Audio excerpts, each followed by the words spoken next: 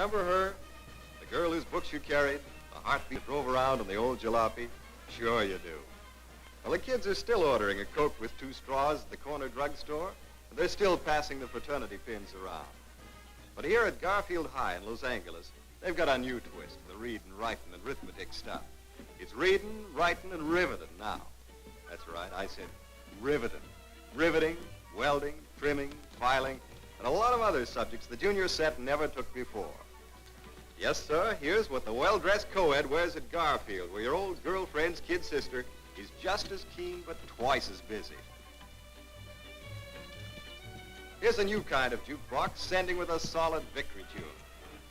Working right in their own school shop for Avion, a subcontractor supplying parts to Southern California aircraft companies, these 16 to 18-year-old Garfield kids spend 4 hours a day on book learning and 4 on the production line. They get school credit for their work, draw regular wages, put a big slice into war bonds. And the school insists they keep up their grades, too. This double duty doesn't faze them a bit. So far, they've breezed right through. Here's a new style jitterbug. The day of the big football game, the game of games, day of days, there wasn't an absentee in the lot. Brother, that's patriotism. The old rah-rah stuff is nowhere for the duration.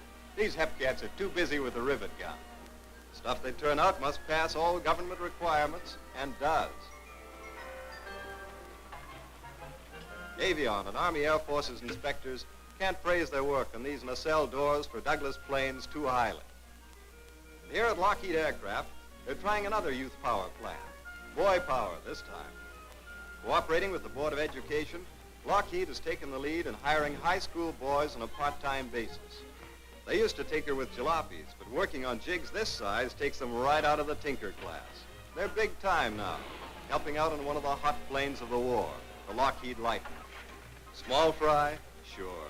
But don't let anybody tell you these youngsters aren't doing a man-sized job. Working side by side with older men who treat them like one of themselves, they're on the beam with the lowest absentee lateness record of any group in the plant. Foremen rate them on a par with old-timers. They learn fast, at a stiff pace, keep it up. From making machine tools to final assembly, there isn't any job too big or too small for these kids to handle. And there's no time for horseplay. Some work in the 4-4 plan we saw at Garfield. Others work an 8-hour shift a month, go to school for a month. All of them are helping Lockheed meet towering production goals. There are millions of boys all over the country able and anxious to roll up their sleeves, and other communities are investigating the Los Angeles plan. Here's what the boys think about it. This is mighty good training, but the most important part is, well, it's helping to win the war, even if it is only a little bit. I'm from Texas. I'm going to be a Navy flyer, just as soon as they'll take me. But until then, I can take my crack at the Nazis and jobs this way. I help a woman with a herd of 30 Toggenburg goats. Airplanes are important, but so are goats. People who need goat's milk come from miles around. And if the goats aren't milked, these sick people will have a hard time. Goat's milk has a smaller curd than cow's milk and is therefore more easily digested. So I guess I'm helping people on both jobs. Those Lockheed Lightnings carry with them the hopes and dreams of the American kids who helped put them in the sky.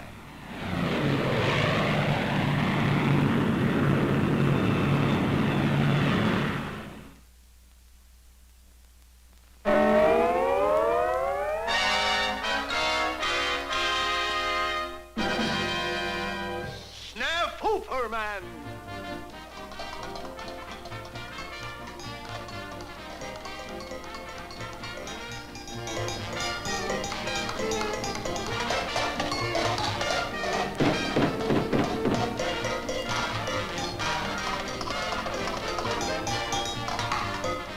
Pipe down!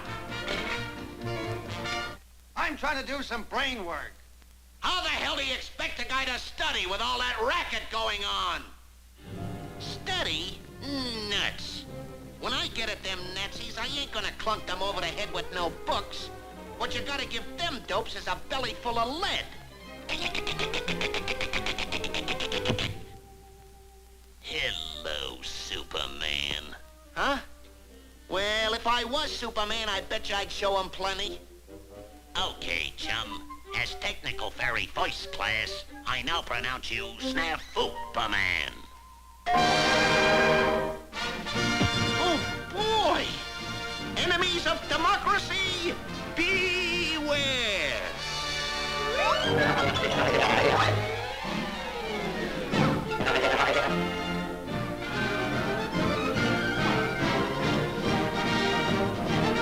This looks like a job for Snafuperman!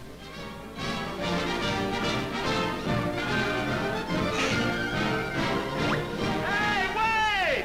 You forgot your navigation maps! Thank you very much. But I am not bombing Berlin with maps this season.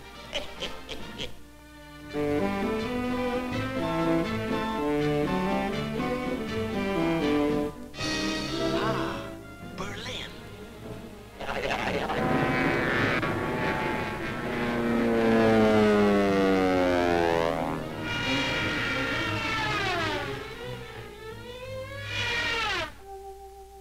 Pardon me, but did you drop this? The Americans are on our side, you know.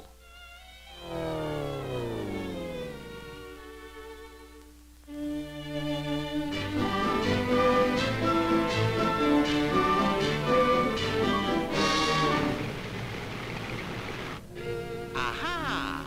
A lumbering Japanese tank. Come out, you bandy-legged disturber of world peace!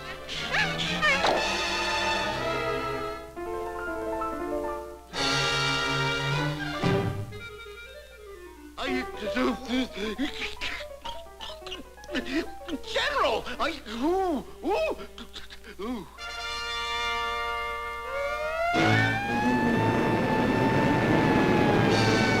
Messerschmitts! A whole mess of Messerschmitts! Trying to bomb our port, eh?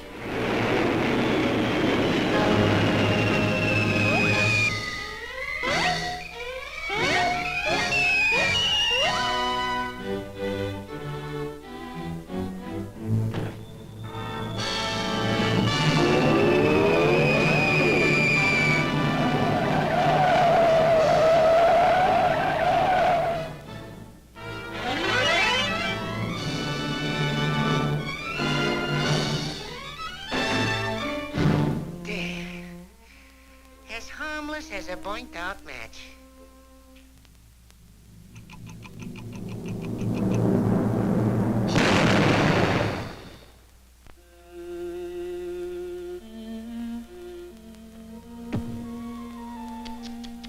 Too bad.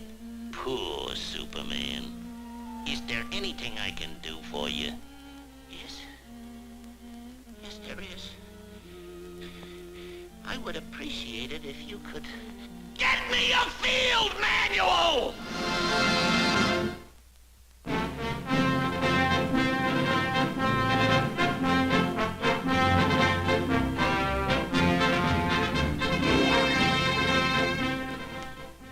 This is the Army-Navy Screen Magazine Cutting Room, where combat film taken by Army, Navy, and Marine cameramen comes in from battlefronts all over the world. The Marine Staff Sergeant with the Expert Medal is 22-year-old Norman Hatch from Boston, Massachusetts. Sergeant Hatch went in with the first wave on the landing at Tarawa, armed with a pistol and a hand camera, and brought back a film record of the fighting on that island that looks as though it had been taken through a front-line gun sight. Let me see that, Saxton. You know, that's the best brand of combat film I've ever seen. Hey, that's okay. And when an Army man says that to a Marine brother, he means it. Oh, it was just luck. You mean guts. Well, it didn't take any more guts than you fellows had when you went in on Kiska. Well, we had plenty of camera, plenty of film in Kiska, but we didn't have any Japs. How many cameras did you take in with you? Took in 3 IMO hand cameras. Poodle Urkel got his camera wet the first day. Yeah, that left us with 2 cameras, Kelly's and mine.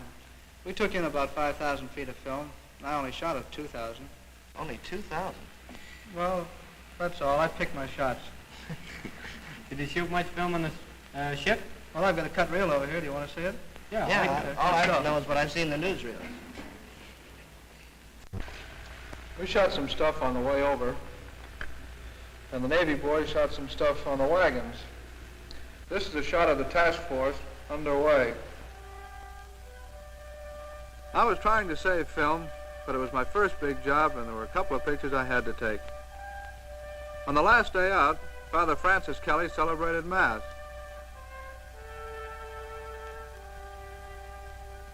"24 hours later, a lot of those fellows were dead. A Navy steward baked a cake, and the frosting had a big laugh, but the warning didn't seem so funny when we hit the beach on the next day.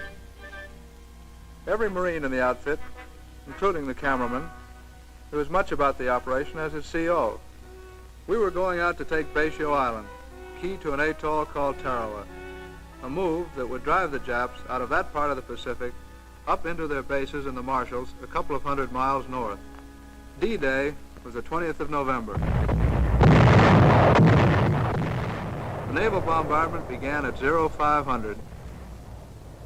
There weren't any Jap airplanes around, but there's a Jap sub out there that the boys kept on the move.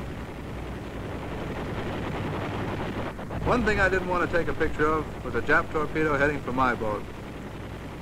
Our Army and Navy planes had been pasting the island for 5 days, and it didn't seem as though anyone on Bayshore could have lived through that bombing.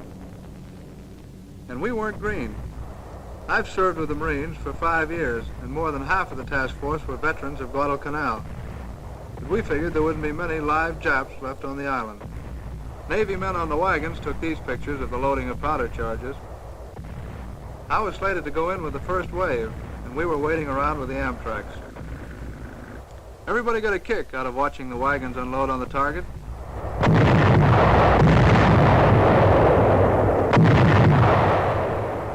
"2,800 tons of bombs and shells hit the beaches and cut through the pounds like a whipsaw. We packed shovels along with us, but we figured we wouldn't have to dig any foxholes, only Jap graves.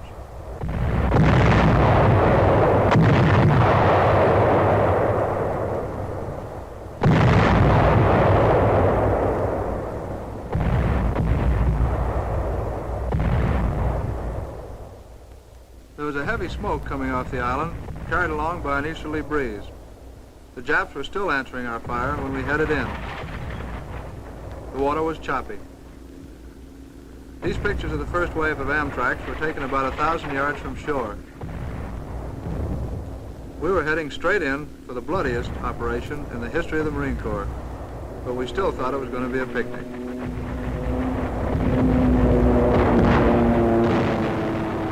There's a gasoline dump going up. The air support was good. We kept about 100 planes in the sky all the time, blasting and strafing the Japs along the beach. Then the Higgins boat snagged on a reef, and the Japs began to get our range and the range of the Amtraks. We had to get out and wade about 400 yards through terrific crossfire. The sniper was firing at me when I got those shots. These shots were made a few minutes after the landing. The guys were hugging the beach, trying to get their wind after the 400-yard push. It wasn't going to be any 24-hour operation. There were plenty of Japs on the island, and they decided to die there.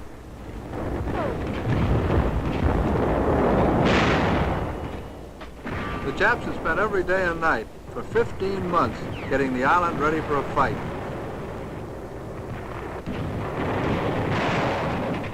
The top of that blockhouse was about 15 feet wide.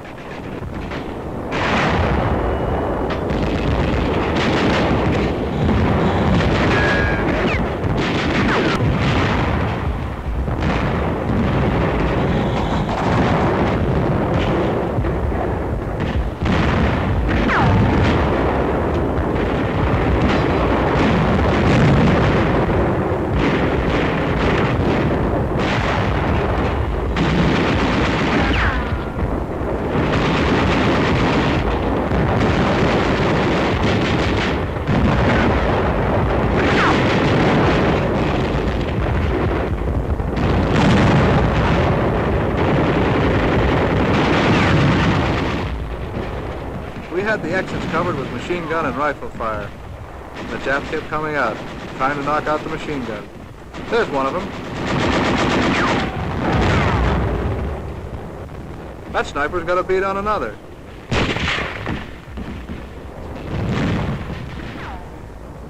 There's a squad of them. Boy, it was hot that day, and was I sweating.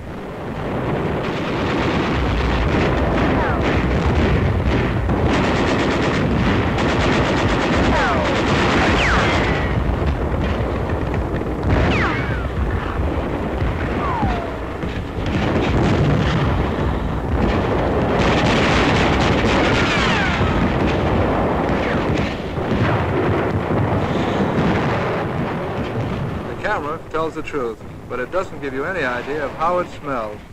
And the smell on that island was bad.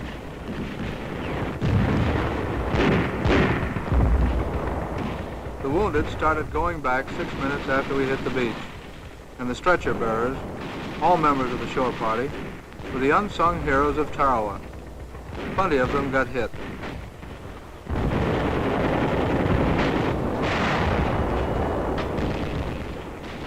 Stretcher bearers loaded the wounded onto rubber rafts and pushed them out to the Higgins boats off the reef.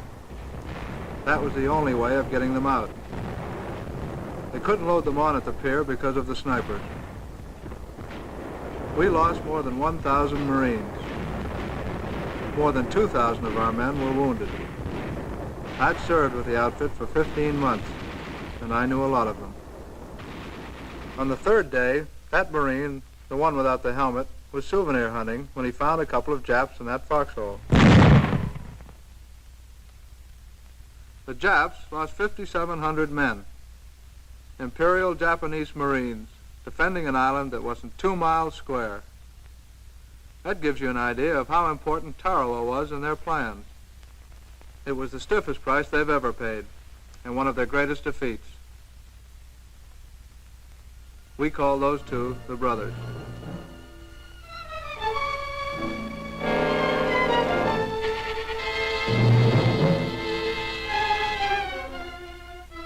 We brought in a few Japanese prisoners for intelligence, no more than a couple of hundred.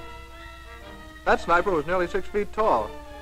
The prisoners had to be stripped to keep them from concealing weapons, and they'd hide a weapon anywhere. They were sullen and still hoped up over the idea that they were supermen, even after they'd been captured. The Koreans were different. They were men whose country had been captured by the Japanese, and the Japs brought them out to Tarawa to work as slaves. When we got back to Pearl Harbor, they told us that in Cairo, Roosevelt, Churchill, and Chiang Kai-shek had guaranteed Korea her independence on the same day that we saved these Koreans from the Japanese. I took these pictures the day before Thanksgiving.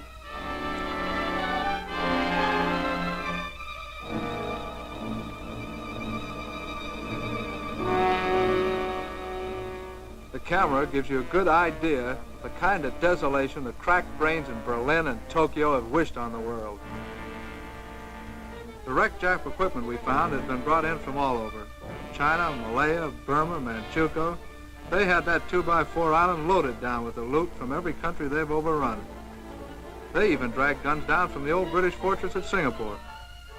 But none of it was much good to them after the second day of fighting, with the guns knocked out and the gunners dead.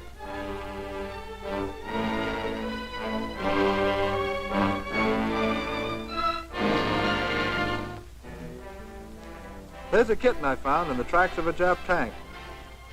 The smell of water brought her out. That's me giving her the water. The other cameraman took the picture. The men got around to taking freshwater baths on the third day, and boy, they needed them. Seabees were already working on the 2 bomber strips on the island, and on the 4th day, Tarawa began to function as an advanced air base. Ensign Bill Kelly of Newcastle, Pennsylvania, brought the first plane in. Everybody got around to watch the flag go up. A lot of good guys from the outfit weren't there anymore. I'm glad I got these pictures, because when you remember the roaches you've been fighting and the things they represented, and when you saw the flag go up and remembered the freedoms that flag stood for, you knew you were in on a good thing.